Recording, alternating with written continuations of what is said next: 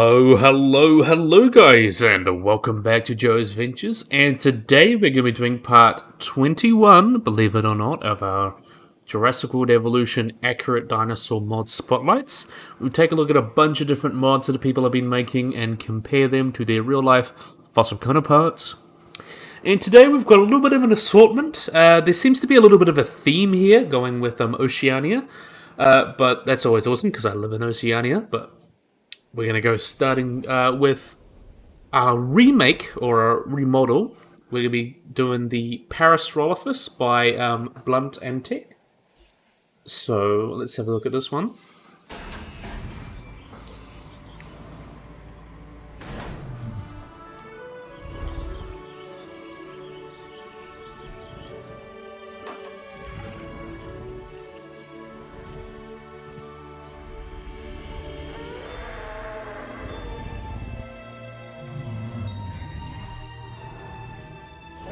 Just got a very nice Parasaurolophus there, so let's wait for him, or her, we should say her, stop to talk. So, we all know Parasaurolophus. This one is based off probably the most charismatic looking species, and also the holotype for the genus.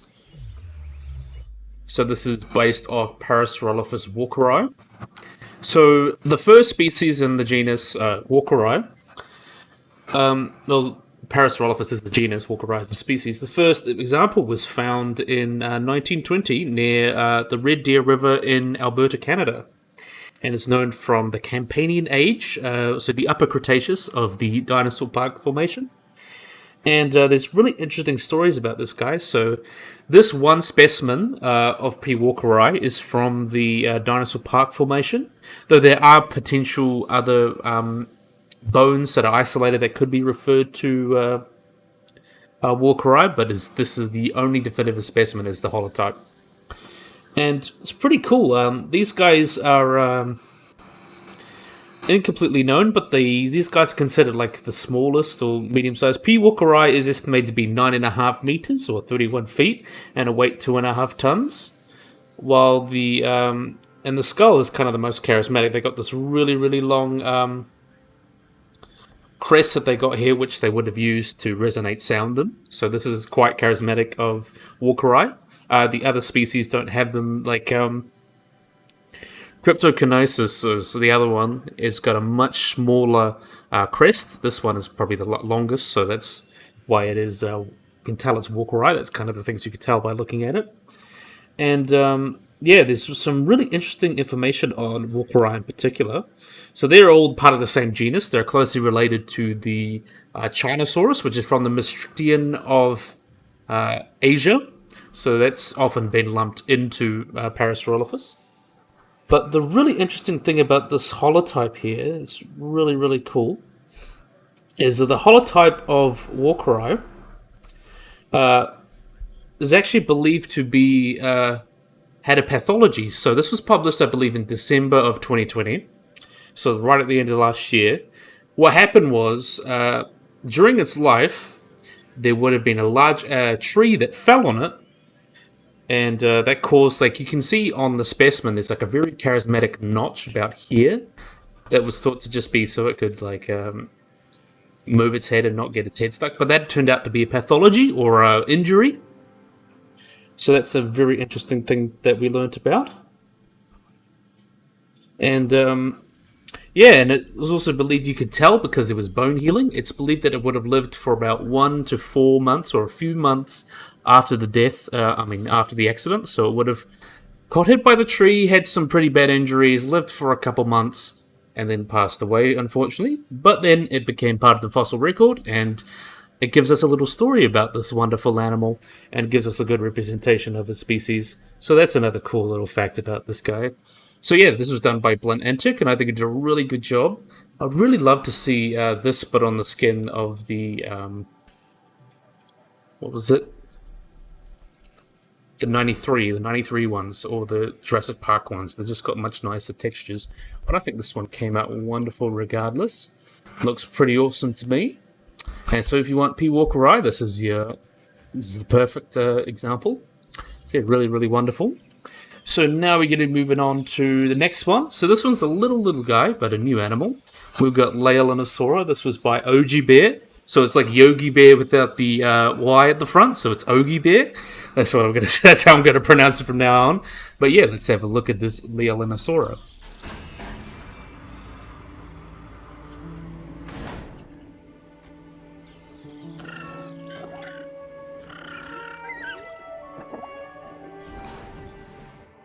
So let's have this guy and watch him go grab a feed. So if you guys know Walking with Dinosaurs, you'll recognize this guy. So Leolasaur is a very small ornithopod dinosaur. We'll stop it there. Don't make sure you don't get into the light, yeah. But yeah, here we are. Look at you, wonderful little guy. So Leolasaur is a very small ornithopod dinosaur. It's from the Albanian stage of the early Cretaceous. So that dates to about 118 to 110 million years ago. And was first discovered in Dinosaur Cove in southern Australia, and is only known from what the only species known is Leolasaur amicographa, which was described in 1989 and was named after Malaya Rich, who was the daughter of the Australian paleontologist couple Tom Rich and Patricia Vickers Rich, who discovered it. So it was really interesting because we don't get to, at that time there wasn't too many fossils from Australia. Now we're getting lots and lots of them, so that's pretty awesome. So Leolasaur was a pretty small dinosaur. It got to about 90 centimeters long, or about 3 feet in length, and is known from several specimens, including 2 nearly complete skeletons and 2 fragmentary skulls. And is argued, unlike more advanced ornithischians, Leolasaur lacked ossified tendons in its tail, and it's also noteworthy that these guys had a very, very long tail relative to its body size, with the tail being 3 times as long as the rest of the body, and it also had more tail vertebrae than any other ornithischians except for some hadrosaurs. Though there has been a subsequent revision of the fossil material that showed that they could not assign the long tails to Leolasaur. Just kind of how paleontology is. Sometimes you can't really tell compared to the holotype of the cranium. It's really hard to compare sometimes.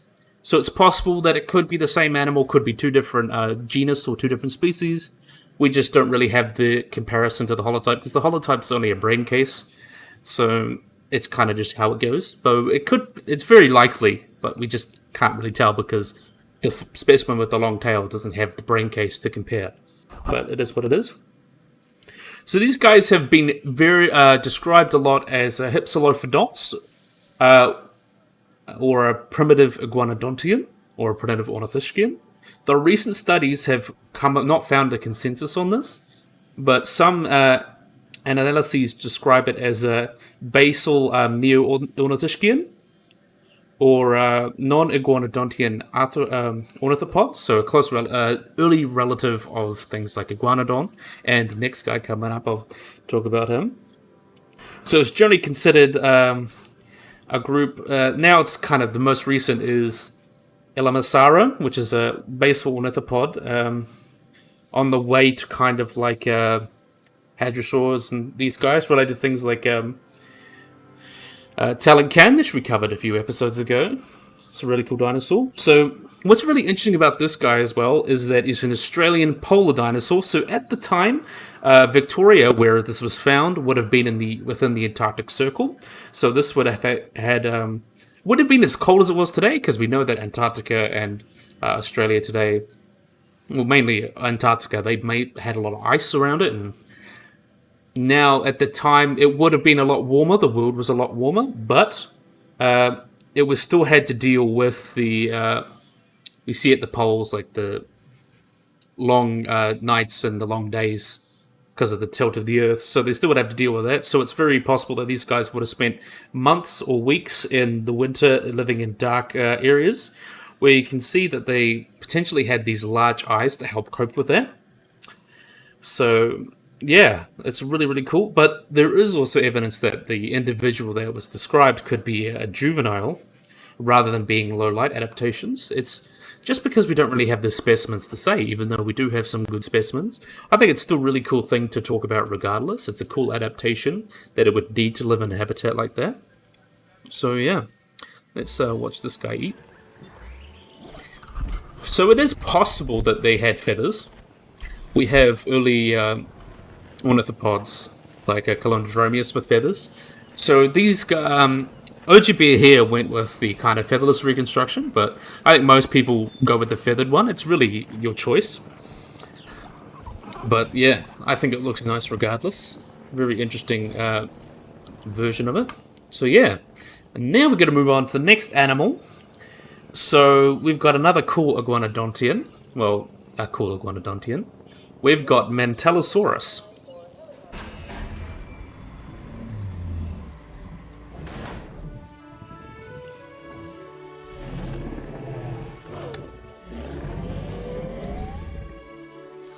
Really nice animal. Let's see where you're gonna go. Where are you gonna go? I think he's gonna go for a drink. So this is an iguanodontian dinosaur that is lived in the Pomeranian and early Alpdian of the early Cretaceous. So I believe about 110 million years ago or so. So in the early Cretaceous. Oh, let's watch him drink.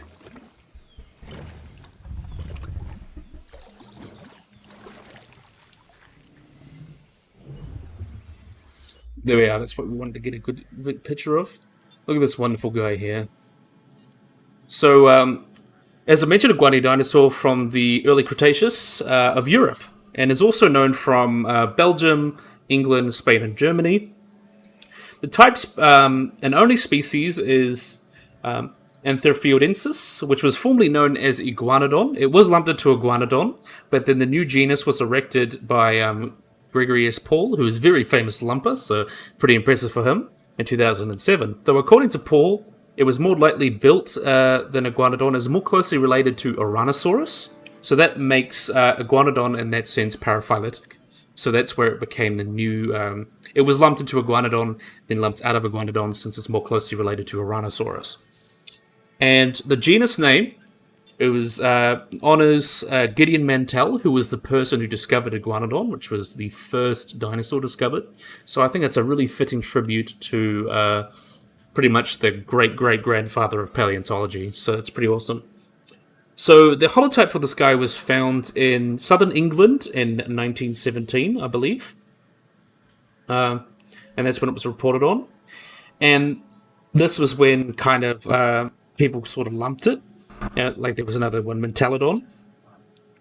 So they kind of lumped it together because they thought they didn't have that different teeth, so they kind of just put them together. And it was also at the time where they kind of had a lot of the reconstructions with like horns and things. That's what it's based on, the original. That was part of the fossils that created that original one. And a lot of the time was like talking about creationism and Owen being a firm creationist and opposed early evolutionary science. A bit of a drama going on there. That's part of why dinosaurs were depicted as big reptiles, because they kind of just wanted to keep that dragon view of them. And you can see the reconstructions over time of having basically as same as Iguanodon, because these two were pretty much considered the same. You had like the big horned like rhinoceros iguana, then it moved on, and then it became what you see today, like Dorylodon and other specimens. But then now it's become this more lightly constructed version of an iguanodont. So it's not quite as big as Iguanodon as we know it. It was smaller. Its size estimate is about 750 kilograms, or 1,650 pounds in weight. And you can see the comparison here. Compared to Iguanodon, that were famous for having these big forelimbs, these guys were much more daintier. They had proportionally shorter limbs as well, and was like about 70% the length of Iguanodon. And due to this short length of the forelimbs, Paul proposed that this guy was primarily bipedal and only going on all fours when standing was still moving, standing still or moving. But really, we don't know for sure. It's the reason it's quadrupedal here is just because it's based on Iguanodon, but still cool regardless. So yeah, really cool discovery. It has a lot to do with history, especially with Gideon Mantell, who discovered Iguanodon, and being part of Iguanodon, it was part of that history, which I think is really cool regardless. So yeah, this was done by, I think I forgot to call it out, by Journabro Game Videos for Life. So yeah, making sure you guys get all the credit you deserve. So let's watch this guy drink for a little bit, and then we will move to the next animal. I gotta say, I really like the colors that he did. I like the stripes. Ooh, that's slow. I want to put on normal. See, I think it's cool to give a dinosaur like this a little bit of love. Really did an awesome job. And I also like showing off animals like this in these videos. So it's cool that people like making them. It's cool to show off all sorts of cool, lesser known dinosaurs. It doesn't always need to be T-Rex all the time. Though I do have him coming up in the video. Shh, spoilers. But you've already seen that from the thumbnail. But anyway, let's move on to the next animal. We have got Stylosaurus.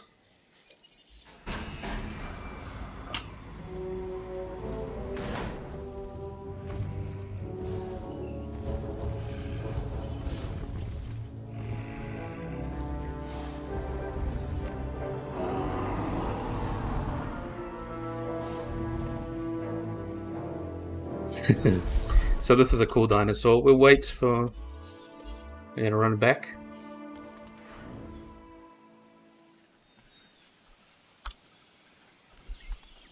Let's wait for you to come here. So Stylosaurus is a very interesting name.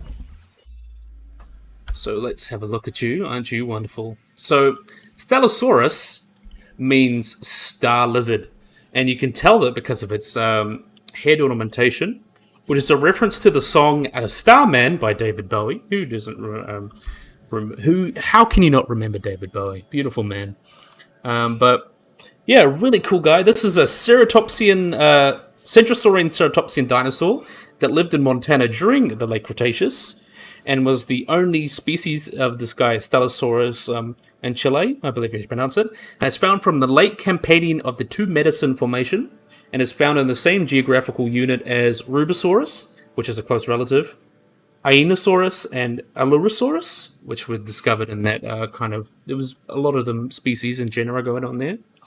So this guy was originally depicted as a distinct taxon, or proposed as a distinct taxon in 1992, and then was later lumped into Rubosaurus, which was then lumped into Styracosaurus. But in 2020, just last year, we've got some recent fossils up in here, a re-evaluation questioned this referral and gave it back its distinct genus and species. And the describers of this kind of described it as a transitional form, so kind of a species. This is anagenesis, so this is when a species becomes another species over time. So it's believed to be a transitional form between Styracosaurus and Iguanodon on a single evolutionary line that led to Monologusaurus and Pwakarai. So you could see track the evolution there. It might not be the case that that's the actual line of evolution, but you can kind of see the morphology going there. But obviously genetics is the thing, and we can't really have that for dinosaurs. Morphology only tells you part of the story. But still cool regardless.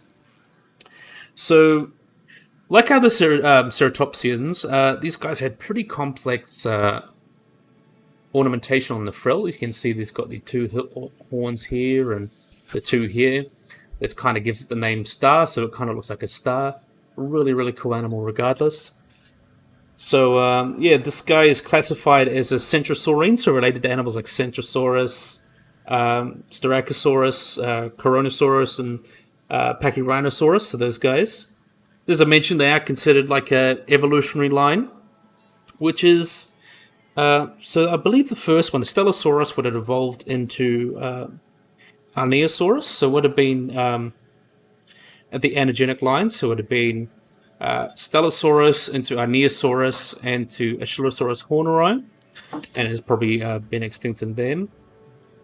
So yeah, not too much in terms of ecology known, since it was quite similar in that ecology to other species of ceratopsians, probably just large herbivores. But I really like how they reconstructed it here. Let's put it on normal. So yeah, it's got this long horn here. And you can see it kind of gets the stars here. There's two small ones here and two large ones there. Dorsal and ventral.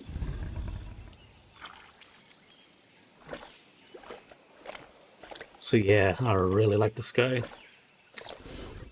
And a recent one too, so 1992, but was re-erected as its own genus in 2020. So this just shows how much science changes all the time. I think it's a cool example. But yeah, really, really nice. I like the face. I like how the face has got like that black and white striping on it. I think that came out really good. So now we're moving on to another Oceanian animal. Oh wait, that was also done. Stellosaurus was done by Sweetener and Game Videos for Life. So just make sure you got that. So Diamantinosaurus was made by ZMP Studios, OG Bear and Kiev, or Kev's Creative Art, I believe how you pronounce that. So anyway, let's have a look at Diamantinosaurus.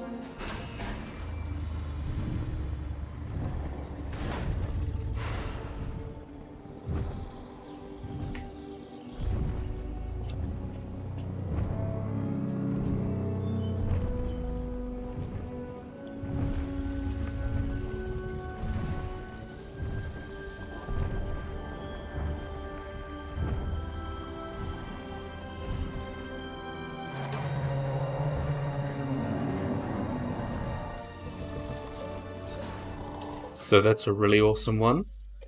So we have got Diamantinosaurus matildae. So this is late Cretaceous Titanosaur from Australia. So this is known from the Witten Formation from about 94 million years ago, and it names means Diamantina lizard. So this is derived from the locality, from the Diamantina River. So this is just the Diamantina River lizard, pretty much. And the specifics of its species name, matildae, was from the Australian song Waltzing Matilda, and is also the locality for the holotype and the paratype. So this guy is actually known from quite a few specimens now. The known parts include like the forelimb, the shoulder girdle, and hips and ribs for the holotype, and some vertebrae, the radius, and a shoulder bone for the paratype, and some other specimens coming soon, which are not published yet. There's some privy information that I'm not allowed to share. But anyway, we'll watch our wonderful Diamantinosaurus make her way through. So as I mentioned, they were found excavated in the Winton, Queensland of Australia, and was found alongside the holotype of Australovenator, along with all sorts of crocodilomorphs and mollusks. So these guys were relatively small for a titanosaur.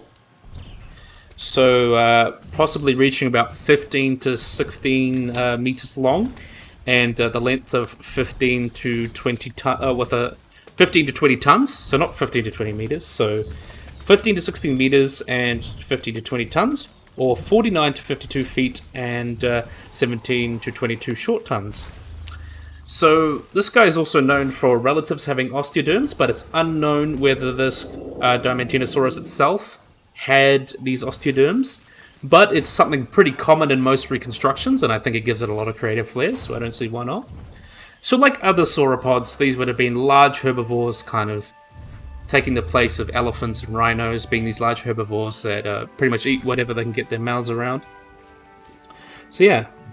And also, there is, although the skull isn't completely known, there is a brain case that's been preserved. So that shows it's kind of similar to Saltosaurus and Rapetosaurus. They have a bunch of similar features. And yeah, it tells you a little bit about the brain.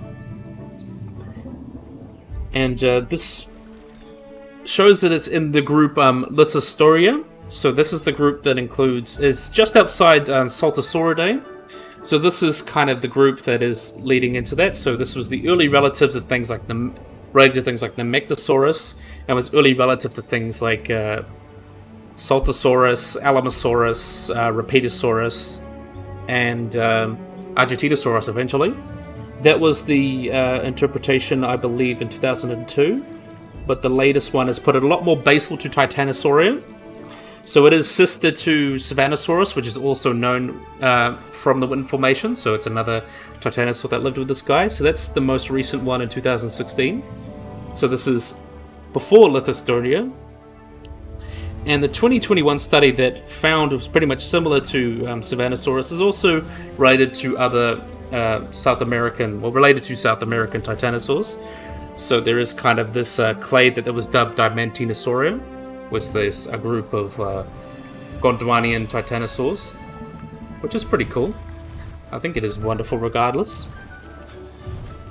So what's really cool about this guy, there was the smallest positively identified titanosaur egg was found, and although it was uncovered in Mongolia, it shared a lot of features with Rapetosaurus and Diamantinosaurus, which is obviously not from Mongolia. So it shows this embryo was identified as Leolasaurian, and it was also slightly robust, which intermediate between the robustness of Rapetosaurus and Diamantinosaurus. And this egg was part of a whole big nesting site and was found in the They actually predate the Acamoevo eggs of Argentina and were laid in the early Cretaceous. So we'll talk about how this goes. So as I mentioned, this was found in the Witten Formation, which is found in a clay layer with all sorts of sandstone and such, which is found with species like Australovenator. Also found with all sorts of different crocodilians, plants, or things like that. Other dinosaurs that's been found with is Wintona Titan, Savannahsaurus, and Australosaurus, as the other sauropods is found. Also Australovenator, and some unnamed ankylosaurians and hypsilophodonts. So that's really, really cool. It's shaping up to be a really, really popular formation. So yeah, really good job with this guy. Cool. I like here that they didn't go with the osteoderm just to give it a uniqueness of design. But considering it's relative, it's very likely it had osteoderms. And it's kind of a paleo beam that it's covered like almost like a armored. But I think it's cool. It gives it character. But there's nothing wrong with straying from the status quo sometimes and create something a little bit more unique. Don't see why not. So now we're going to move on to the carnivores. So we've got Monolophosaurus. This was done by ZPM Studios, who partly worked on the Diamantinosaurus. So we're going to move on to this next one. We've got Monolophosaurus.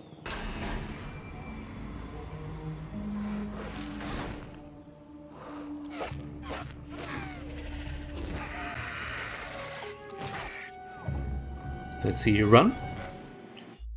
So let's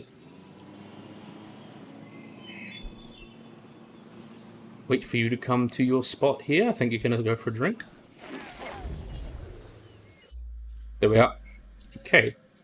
So this is Monolophosaurus, which is an extinct Tentineuron, or a really, really early kind of three-fingered dinosaur from Xizang, China. So it's a Xinjiang formation, and it was named because it's got a single crest on the top of its skull, monoloph, so it's single-crested lizard, and is mid-size, so about 5 meters long. So this guy was discovered in 1981 and was during stratigraphic exploration for the oil industry. So they found this cool dinosaur, and the type and the only known individual of Monolophosaurus was estimated to be about 5 meters long, with other estimates putting it about higher estimates given as about 7.5 meters long and 710 kilograms, or about 1,565 pounds, though the other estimate puts it at a little over 1,000 pounds and 475 kilograms. So, yeah, there's not too much distinguishing from this guy. The main noticeable feature is this single crest it has. So the holotype skull is about 80 centimeters long and is rather flat, but you can see this large crest going through the first 3/4 of the skull. So it has got a pretty interesting skull there. So this was originally termed as a megalosaur and is actually been suggested as an allosaurid, but the first publication found this was a non-Neotichineuron. So this would be the early groups that led into... This was the groups before the splits, like the megalosaurids and the spinosaurids and coelurosaurids, so kind of before that split. So quite basal to that group, since these guys lived in the early Jurassic, I believe. So there was a 2012 phylogeny found that it was a sister group with this genus called Shilundongsaurus, which is an old sixitata. They form a group outside of Tintinurin, or with the base of Tintinurin. So these would have been really early relatives of things like megalosaurids and eventually birds. So that's pretty interesting. Another interesting thing about this guy as well is that the type specimen has its 10th and 11th neural spine fractured. So that's evidence of pathology or an injury. So that gives a little bit of story to the animal, which I think is cool regardless. And yeah, so this would have been a large predator in its ecosystem, just hunting whenever it can. And I still think it's cool regardless. So let's watch this guy drink. That's slow.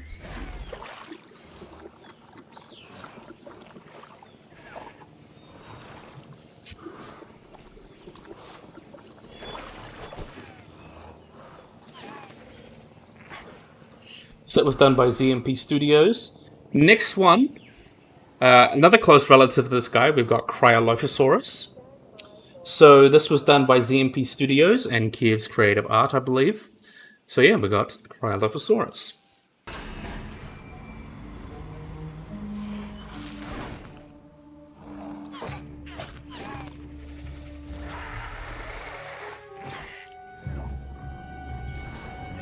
So we have got Cryolophosaurus. Its species name is Cryolophosaurus ellioti. So a really cool animal regardless. Let's see you come for a drink. You normally do. Let's look at this wonderful guy here. I like how they pose for me. I really like this pattern that they gave it. But anyway, so this guy is a genus of large theropod from the early Jurassic of Antarctica. These guys got about 6.5 meters long, or 21.3 feet long, and 465 kilograms, or 1,025 pounds, which made it one of the largest theropods at the time, since it's the early Jurassic after all. So Cryolophosaurus is known from a skull and a femur and some other various bits, which has caused their classification to really bounce about. So it was originally considered a Dilophosaurid or a neotheropod, and now it's currently considered as sort of a neotheropod, so it's kind of more basal than that. And even there has been some descriptions that's considered like an Allosaurus or a Ceratosaur, or even an Abellisaurid, so that's pretty weird. So Cryolophosaurus gets its kind of name Alatoni, which is a pretty funny story. You can see this distinctive little crest it's got here, like a pompadour crest. So I think that looks quite funky regardless. So it got this name, and that's where the species name came from, Alatoni, which is believed, which was because of Elvis Presley, who's got like a very charismatic for his hair. So it's kind of a tribute to Elvis Presley, which is something you don't really expect to see in dinosaurs, but I think it's really fun regardless. So considering what we know of dinosaurs and other animals, it's believed to be sort of a display structure. So this would have been the equivalent to peacock's feathers. So this would have had probably keratin on it and had like a colourful crest what they would have used to display to females or display to other animals. So really cool regardless, I like that. So these guys, I believe, got to about 6 to 7 meters, I mentioned that, and has been reconstructed much of different ways. So this guy is considered to be pretty much basal tetranurin. So this is the group that, as I mentioned, goes into it's like an early relative of Monolophosaurus, and this would have been the group that would have become the megalosaurids, so which would have become Torvosaurus, Megalosaurus, and Spinosaurids eventually. Also Allosauridae. This would be the early relatives of before Avatheropoda. So that's Tintinura and then Avatheropoda. That's kind of the two groups. So yeah, really, really cool. And we actually have some evidence of diet. So the type specimen was found, was discovered. There was suspended suspected prosauropod dinosaur or sauropodomorph found in its mouth, and they clued that it was feeding on it when it died. And it was further noted that there was a thought that the death was because it choked on this animal, but it was revealed that it wasn't a dead prosauropod or sauropodomorph. It was just more remains of the Cryolophosaurus, which is also good, because that means we have more Cryolophosaurus. Yeah, really, really cool animal. So that's, and as I mentioned, the cranial ornamentation, very, very distinctive crest that it's got. And all the specimens known have been recovered from the Harsun Formation, which is the one of only two dinosaur-bearing rock formations on Antarctica, which is pretty cool. And it's from the early Jurassic, so between 194 and 188 million years ago. So it tells us a lot about that dinosaur evolution. Probably the time in which we have the least dinosaurs is the early Jurassic. So it tells us a lot about this guy. So in the early Jurassic, the Antarctica was much closer to the equator, and it was considerably warmer than it is today. Definitely not covered in ice, otherwise you wouldn't be able to support guys like these. But it was believed to be a much cooler temperate climate regardless. So it shows that the temperatures may not have dropped much below freezing, but there would have been some extreme conditions more inland, just depending where these guys found. They may have. It's very cool temperate, maybe comparable to parts of the northern US and northern Eurasia. That's probably the best comparisons. So there's also been found with animals like Glaciolosaurus, which is a large basal sauropodomorph. Also some species of pterosaurs, other synapsids, and some other unnamed sauropodomorphs. So would have been a top predator in this ecosystem. So yeah, a really, really cool animal. And how can you not love a Cryolophosaurus? Really, really nice. I like how it came out. So it was done by ZMP Studios in Kiev. So the last one was also done by ZMP Studios. So this is the last one before our final animal. We have got a cool mammal. We have got Thylakaleo.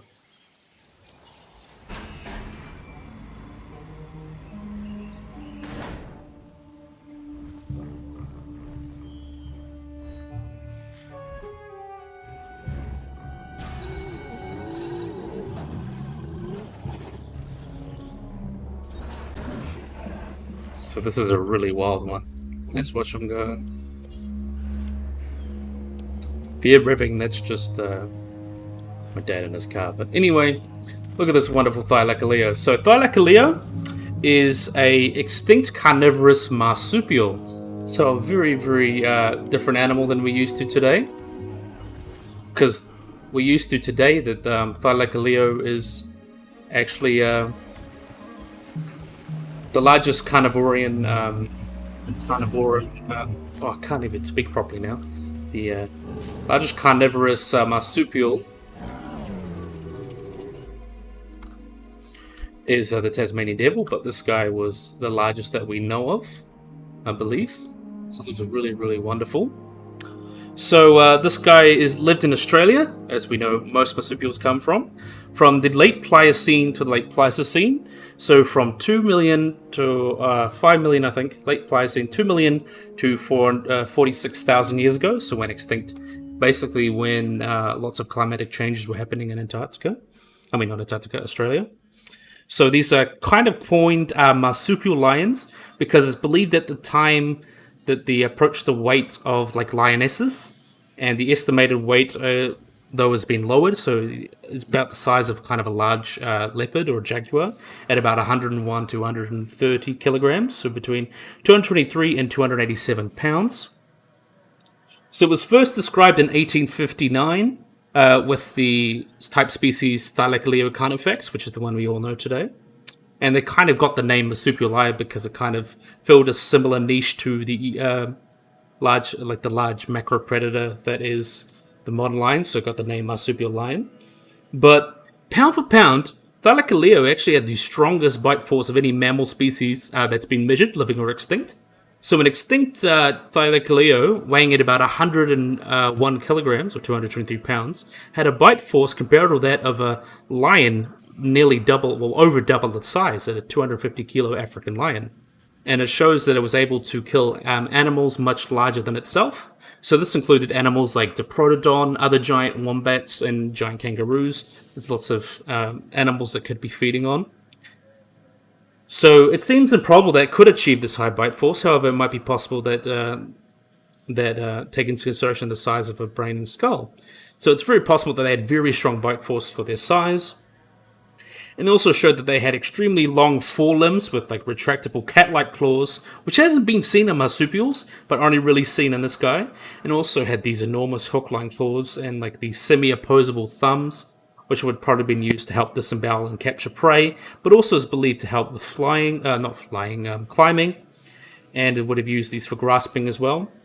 And also have well, a lot of other evidence, such as the retracting claws, the strong forelimbs, and the powerful jaws, mean that it could potentially climb and carry carcasses up trees, similar to how leopards would.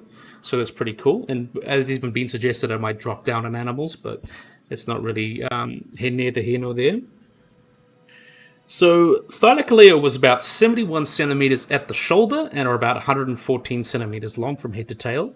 And the T Carnifex was the largest and got to about 110 to 130 kilograms, as I mentioned, with individuals reaching 124 to 160 kilograms or 273 to 353 pounds were common, and the largest weighed between 128 to 164 kilograms or 282 to 326 pounds, and so comparable in size to a jaguar.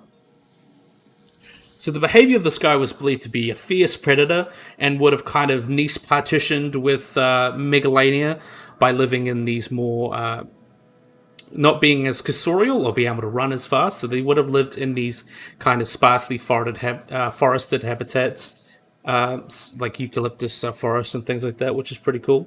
So it would have been an ambush predator and kind of hideout. And it may actually been a much larger analog to the Tasmanian devil, and evidence also suggests that it may have been arboreal, or at least like to climb trees, so it could be similar to leopards in that way. We kind of just don't really know that, but it's very evident they probably would have been good at climbing trees, and would have lived in these areas to avoid competition with Megalania, which is the giant monitor lizard that lived on the open plains pretty much. So the extinction of these guys is very, very complicated. So it's believed that may have been a combination of the Ice Age megafauna extinction is very complicated anyway, but it's believed to be mainly a combination of huge acidification events that were happening in Australia's history. So that would have caused a lot of drying out. So it started about 700,000 years ago, and that would have been within the climatic changes such as interglacials and things. So that would have dried out a lot of the continent, which means less habitat for the prey of Thylakaleo, which means less Thylakaleo, and potentially that could have drove them to near extinction or had their population stressed. And then humans would have come along and been burning forests. So these would have been the original Aborigines, burning forests, hunting their prey, and believed to have gone extinct not long after humans came onto the continent. So it's neither here nor there, but that's the most reasonable hypothesis we have. So yeah, we'll have a look at as this guy goes. Let's have a look at you.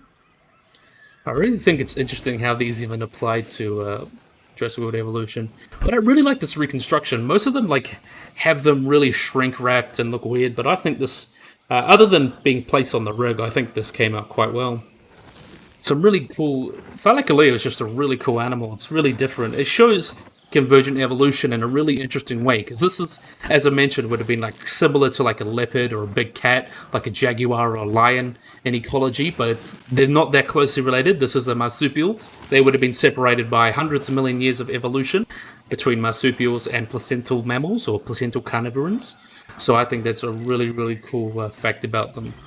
And they even would have been good climbers too, hopefully. So that really gives them like a leopard, like a hybrid leopard jaguar almost. So yeah, really, really cool. So now we're going to move on to the last animal. So this is, that was done by Xenopin Studios, Thylakaleo. But last but most definitely not least, we have got a new Tyrannosaurus. So this is awesome. So this is a, what do you call it? A cosmetic. So this is kind of an alternate skid. So this was done by Harlequin's Ego and Doc589. See if we can have a quick look at this guy.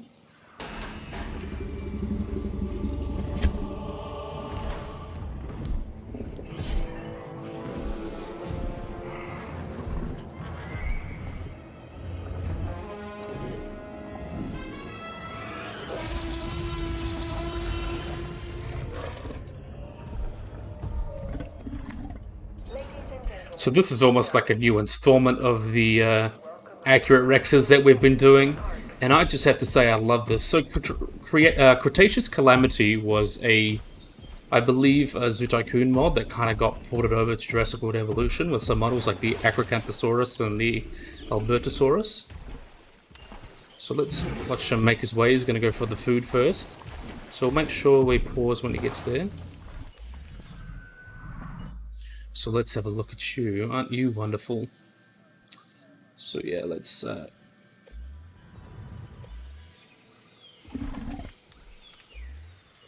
So there we are. So we all know and love Tyrannosaurus. I don't want to go too much into explanation, but Tyrannosaurus is from the late Maastrichtian, from about 68 to 66 million years ago. So one of the last dinosaurs last non-avian dinosaurs before the extinction event at the end of the Cretaceous, and one of obviously the most famous dinosaurs, if not the most famous dinosaur of all time. And this is a really interesting reconstruction that I love of it. So I really like the flaming colors of it. I think giving attention to the head, I think that really looks nice. It's cool that the hands are not pronated. They're kind of supinated. They're clapping like they're clapping. It's pronated, not pronated. Really like the detail, and I like the exaggeration of kind of the red and orange of the tail and on the face. I think that gives it a really nice color, and also the splotches and stuff. I think it came out really nicely. So yeah, this is a really nice one done by Harlequin's Ego. Really accentuates the... this is pretty much what you'd consider T-Rex to look like. I believe this is based off Sue, like most are. But yeah, there's still things we don't know about T-Rex, like the colors and things, but I think this is a really cool example and looks really, really nice. So, to go into do a little bit of Tyrannosaurus. So, we know that Tyrannosaurus was a large bipedal carnivore, so this is a Leolasaur, and this is related to other Tyrannosaurids, such as Tarbosaurus and Albertosaurus and Gorgosaurus. And this was the largest example, the latest and the largest, so they got to about... Sue, which is the largest, I believe, or Scotty or whatever, was about 12.3 meters long, about 40 feet in length, but there have been talking about some that could have been even longer, maybe, and potentially up to 13 feet tall at the hips. And according to most modern estimates, about 6 to 8 tons. So that gives it a size. Though there are other large theropods that are comparable in length and even longer, like Giganotosaurus and Spinosaurus. It is believed to be pretty much the heaviest at 8. I think the maximum estimate's about 9 tons. And is pretty much the largest bipedal carnivore known. So by far the largest. And it's very differently built compared to other theropods of its size, like Giganotosaurus. Because this guy had a big head. You can see it's big and wide. It's evolved for crushing rather than the long and the lithe skulls of things like Giganotosaurus. And also has binocular vision, as you can see here. Really gives it a funny look. Really, really cool animal. And yeah. It would have hunted animals such as hadrosaurs, ceratopsians, and ankylosaurs, potentially sauropods when they overlapped. So these big bone-crushing jaws would have given it a great advantage, especially with the ankylosaurs and the ceratopsians, since most other large theropods such as Giganotosaurus were mainly hunting things like sauropods and hadrosaurs and things that weren't quite as heavy and bulky as the ceratopsians and ankylosaurs that lived there with them. Lived with Tyrannosaurus. So there are a bunch of different specimens. We know a lot about Tyrannosaurus, like we know about their growth rates. We can go through the Nanotyrannus debate. I've talked about Tyrannosaurus a lot, but I don't feel like I need to go into too much detail. We can already covered that in a lot of episodes, but I just want to marvel at this model, and then we'll end. But look how just wonderful this is. So Harlequins did a really good job of this. I think these mods came from Zootycoon 2, and I think it really came over well. And I think this is probably the most accurate Tyrannosaurus that we have in the game now. It probably fits the model better. I really like the colors as well. I like the red on the head. It really draws attention to the head. This is a very plausible coloration, which I quite like. It really came out well. And cool, they have the proper arms and everything, so I think that really came out good. I'll watch him drink. Really, really wonderful. How can you not love Tyrannosaurus? And it just shows that I know people love Tyrannosaurus and do all sorts of reconstructions, but you can always do something new with it. Like you can see the keratin, how they interpreted the keratin. It's kind of like a little boss down the front, almost, and these large bosses around the eyes, like these little crests here. You can always do all sorts of different interpretations of the anatomy, because this... the thing with keratin, a lot of the times it's not preserved in the fossil record. Oh, it's gonna roll. That classic T-Rex roar. But you can tell the keratin around these areas would have been full of blood vessels and stuff, so you can kind of be creative and just try and predict whatever it looks like. It's really creative. He's going to do another roar. Awesome. But yeah, even though there's so many different reconstructions of Tyrannosaurus, you can still be so creative with it and create your own and create unique designs, especially with the color. I think the color really makes it stand apart. So yeah, I think this would be a great time to end this video for you guys. So end it off with the king of dinosaurs, Tyrannosaurus Rex. So yeah, I really hope you guys enjoyed this video. I hope you guys like and subscribe. Always remember to hit the little bell icon to get notified when I upload anything. So yeah, hopefully you guys enjoyed this video. I hope you guys like and subscribe, and bye-bye.